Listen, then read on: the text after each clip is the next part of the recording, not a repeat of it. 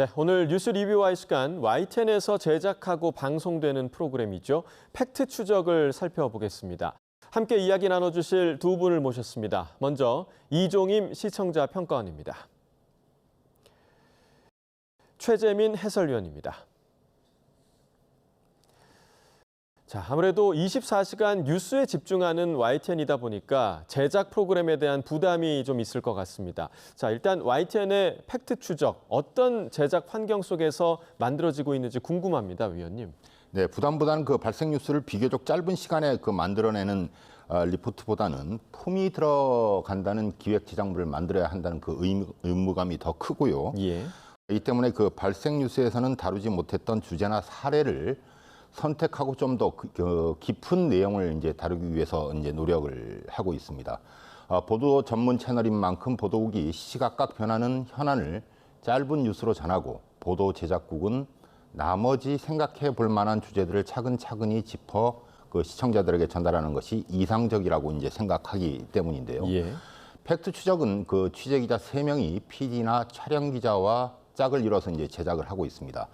현재는 취재기자 1명이 보도국에 이제 파견이 돼서 취재기자 2명이 아이템을 준비하고 있습니다. 타사에서도 다양한 탐사 보도물을 제작을 하고 있는데요.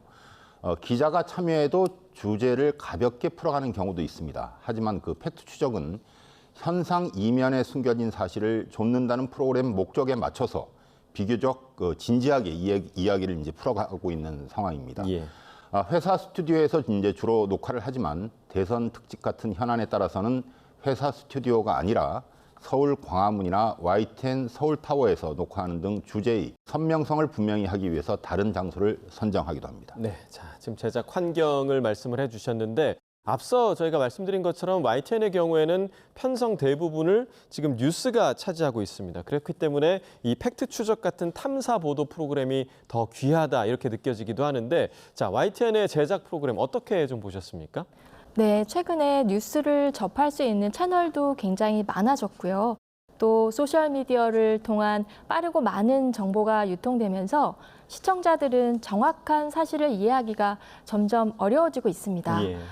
탐사 보도가 필요한 이유이기도 한데요.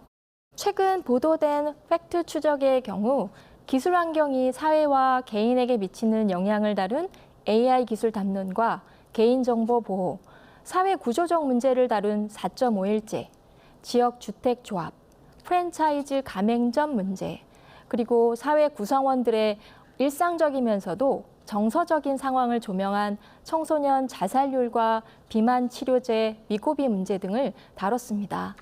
그중에서 2025년 7월 1일 팩트 추적에서는 AI가 우리 현실에 미치는 영향을 다양한 사례를 통해 주목하고 있습니다. 네, 자, 인공지능 기술 같은 경우는 현실적인 적용 사례 등을 좀 다양한 측면에서 다룬 것으로 좀 기억하고 있습니다. 네, 맞습니다. 최근 과학기술정보통신부가 AI 기본법의 주요 내용을 발표하는 등 국가 육성 중심의 정책을 추진하겠다고 밝히고 있고요. 또 AI가 현실에 적용되는 속도는 정부의 이런 의지와 함께 더 빨라질 거라고 예측할 수 있을 것 같습니다. 한쪽 벽면을 가득 채운 모니터에는 그래프와 숫자들이 빠르게 바뀌는데 응급실 현황부터 병동 상황, 환자 위치까지 모든 데이터가 실시간으로 이곳에 모입니다. AI는 영상 판독에서도 핵심 역할을 합니다. 의료진은 1차 판독을 마친 뒤 AI 분석 결과를 함께 고려해 최종 진단을 내립니다. 음성인식 프로그램인 STT를 활용해 상담 내용을 학습한 뒤 AI 상담 서비스로 전환하는 작업을 진행하고 있습니다. 문제는 이로 인해 콜센터 상담사들의 일자리가 위협받고 있다는 겁니다. 실제 지난 2023년 한 은행은 AI 상담이 증가하자 콜센터 업무 감소를 이유로 직원들의 계약을 해지하겠다고 발표했습니다. 또한 오랫동안 논의된 직업군이 사라지게 되거나 위협받고 있는 상황도 제시함으로써 시청자의 이해를 돕는 내용을 구성했다고 볼 수 있습니다. 하지만 좀 아쉬운 점도 있는데요. 탐사 보도의 출발점은 객관적 저널리즘이 갖는 한계를 극복하고 취재의 독자성과 보도의 정확성이 이루어져야 합니다. 이번 보도에서는 AI 기술의 장점과 단점을 동시에 제시하는 방식을 선택해 보도가 이뤄졌다는 아쉬움이 있습니다. 오히려 AI 기술과 노동 혹은 AI 기술과 의료 등으로 나눠서 좀 더 깊이 있게 다뤘으면 하는 아쉬움이 있습니다. 네, 아쉬운 지점까지 짚어주셨고요.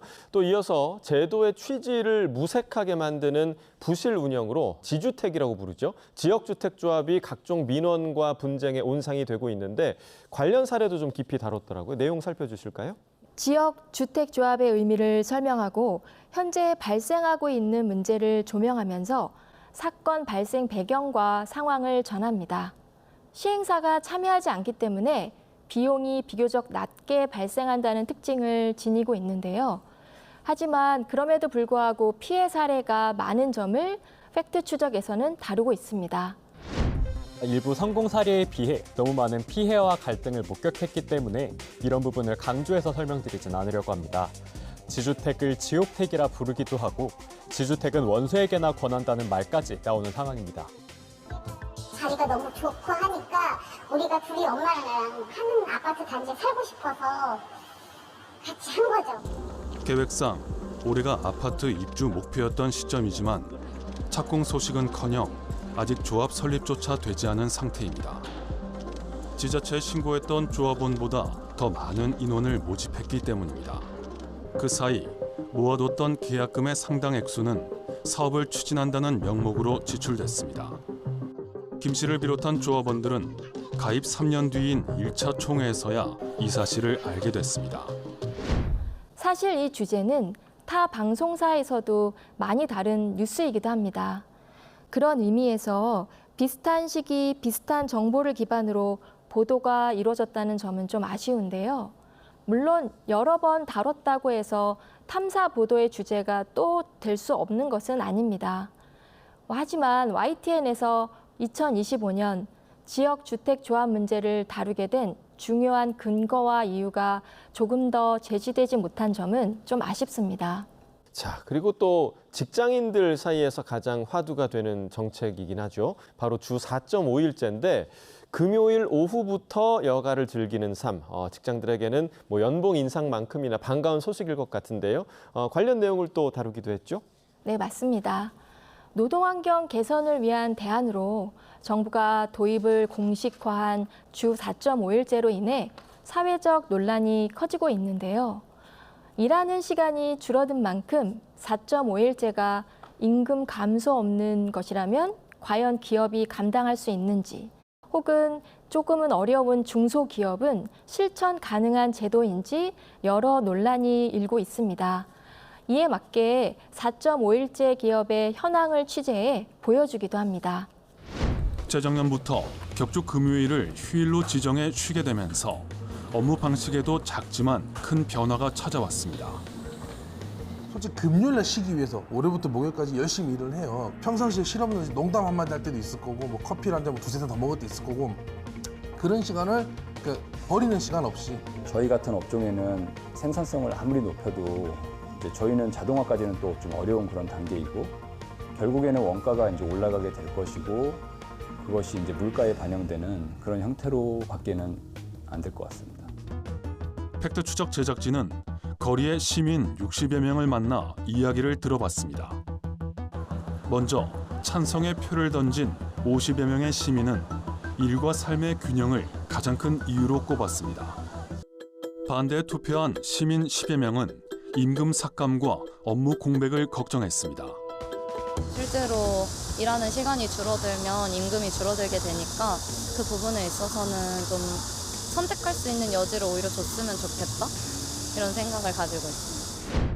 팩트 추적 취재팀은 거리에서 시민 60여 명을 만나 직접 의견을 물었고 찬성 의견은 일과 삶의 균형을, 반대 의견은 임금이 줄어드는 것, 교대 근무를 고려하기 위해서는 장기간 고려가 필요하다는 답을 하기도 했습니다.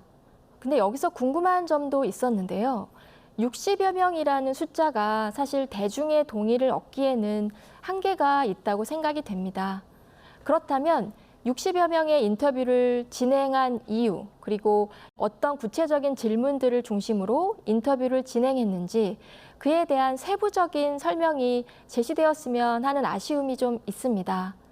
60여 명을 인터뷰한 이유, 그리고 정부 관련 데이터가 부족했기 때문인지 이러한 인터뷰를 구체적으로 진행을 했던 현황을 세부적으로 제시하지 못한 점은 좀 아쉽습니다. 네, 그리고 이어서 최근 주사형 비만 치료제죠. 위고비가 국내외에서 큰 주목을 받고 있는 상황이었는데 관련 내용도 팩트 추적에서 다뤘더라고요. 어땠습니까? 네, 맞습니다. 벌써부터 위고비 비대면 진료의 문제가 사회적 논란이 되고 있는데요. 오남용, 부작용 등이 도마 위에 오르고 있습니다. 분기별 비만 치료제 시장 규모와 주요 매출 수치를 제시하면서 국내 비만 치료제 시장이 커지고 있음을 알아볼 수 있도록 정보를 전달합니다. 위고비 등 GLP-1 계열 주사제 사용이 급증하고 있습니다. 지난해 말 출시된 위고비는 올해 1분기 국내 매출 794억 원을 기록하면서 비만 시장 점유율 73%를 차지했습니다.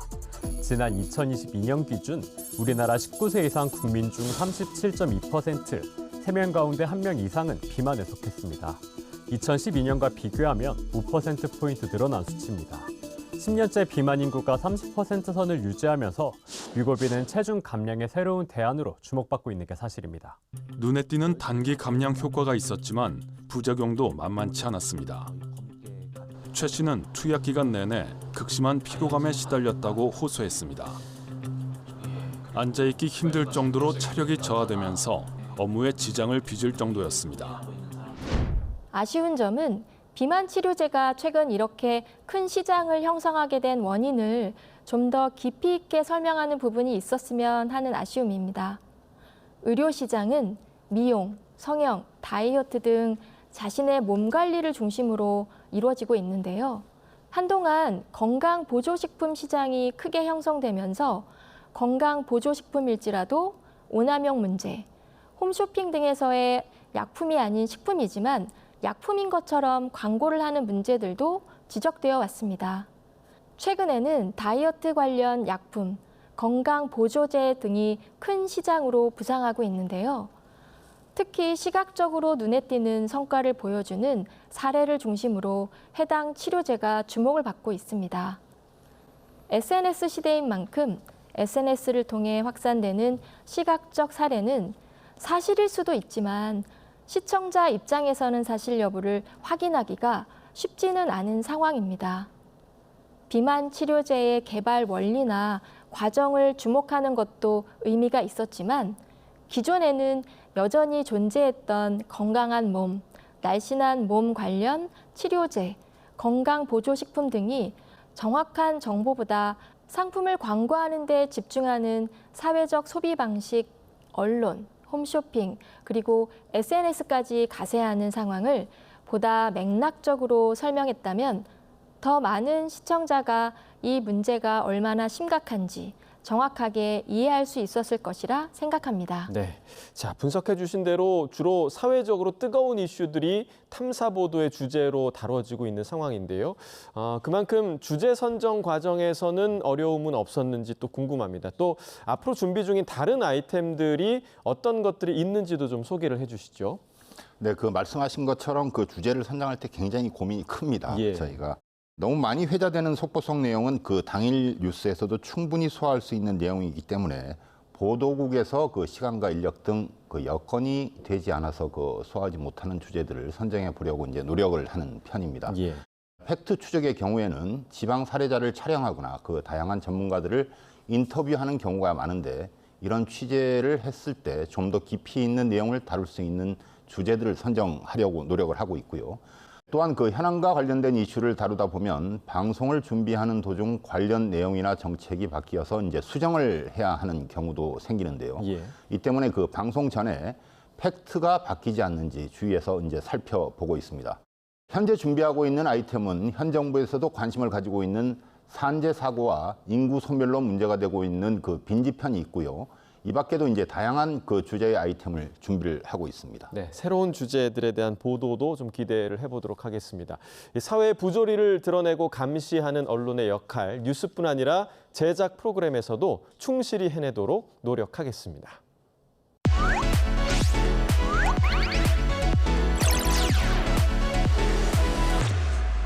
시청자의 알 권리와 보도 가치의 향상을 위해 노력한 방송을 꼽아보는 디딤돌 뉴스 시간입니다.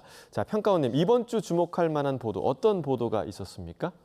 네, 저는 이번 주 디딤돌 뉴스로 그늘진 외식 산업, 위기의 프랜차이즈 가맹점주들을 뽑았습니다. 네. 프랜차이즈 가맹점주와 본사와의 갈등 문제는 오래된 이슈이기도 합니다. 하지만 왜 이 문제가 해결되지 않는지 국내 최근 사례들을 통해 조명하면서 시청자의 이해를 도운 보도입니다. 더본코리아와 SBC처럼 방송을 통해 브랜드 이미지를 각인시키고 착한 브랜드임을 인식시키지만 현실은 가맹점주들과의 불공정 계약을 하거나 수익을 얻는 방식에서도 문제가 많다는 것을 설명합니다. 또한 이 문제는 공장 노동자 착취 문제에 영향을 받는다는 점을 고려해 본다면 기업의 운영 철학이 결국 가맹점주의 수익 구조에도 영향을 미친다는 점을 알 수 있었는데요. 시청자에게도 중요한 정보를 제공하는 등 시의적절하고 유익한 보도였다고 생각을 합니다. 피자헛 소송 사례를 보도한 부분이 저는 인상적이었는데요. 예.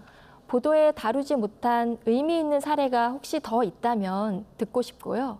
또한 탐사 보도 프로그램을 제작하면서 데이터의 활용, 전문가 인터뷰 과정에서 특별히 더 고려하는 부분이 있다면 듣고 싶습니다. 네. 자, 프랜차이즈 본사와 가맹점주의 갈등, 말씀해 주신 것처럼 오랜 과제이자 여전히 반복되고 있는 문제죠. 최근 국내 사례를 통해서 왜 이 문제가 풀리지 않는지 조명하면서 시청자의 이해를 도운 보도라는 점에서 의미가 있었는데 보도에 담지 못한 또 다른 중요한 사례가 있다면 듣고 싶다라는 의견을 내주셨습니다. 또 탐사보도 프로그램을 제작할 때 데이터 분석과 전문가 인터뷰를 어떤 기준과 또 과정으로 진행을 하는지 그 제작 과정 전반에 대한 질문도 함께 좀 주셨는데요. 팩트 추적 팀에게 프로그램 제작기를 직접 들어봤습니다. 지금 바로 만나보시죠. 프랜차이즈 본사가 차액 가맹점을 통해서 원재료를 시장에 있는 시장품과 거의 2배 가까운 가격을 매김으로써 폭리를 취하는 구조를 갖고 있거든요. 저희 이번에 방문했던 던킨도너츠에서도 종이컵이 시세에 비해서 2배를 올려서 로고 하나만 받고 2배 정도 가격으로 받는 그런 식으로 납품을 하고 있더라고요. 그 가맹점주 협의 회장님을 인터뷰해서 던킨도너츠도 방송에 나갔는데 이 종이컵에 관한 그런 사례는 방송되지 않았어요. 사례들이 너무 많아서 저희가 피자헛에서도 다루고 다른 데서도 다루고 국내에서도 다루고 하다 보니까 던킨도너츠 같은 경우에는 저희가 현장에서는 이거 너무 어이가 없잖아 이런 상황이었는데 근데 이렇게 말을 하다 보니까 어쩔 수 없이 방송에 들어가지 못한 그런 상황이었습니다. 긴 호흡의 프로그램이잖아요. 그래서 일반 리포트에서 짧게 넘어갔던 팩트라던가 그리고 해결 방안들 이런 걸 저희는 좀 더 세밀하게 지켜보려고 하고 사회적 구조이나 사회적 약자 그리고 과거에 있었던 일들을 다시 조명하는 그런 프로그램을 제작을 하고 있습니다. 자, 그럼 오늘 뉴스 리뷰와의 마무리해 보겠습니다. 두 분 오늘 말씀 잘 들었습니다. 고맙습니다.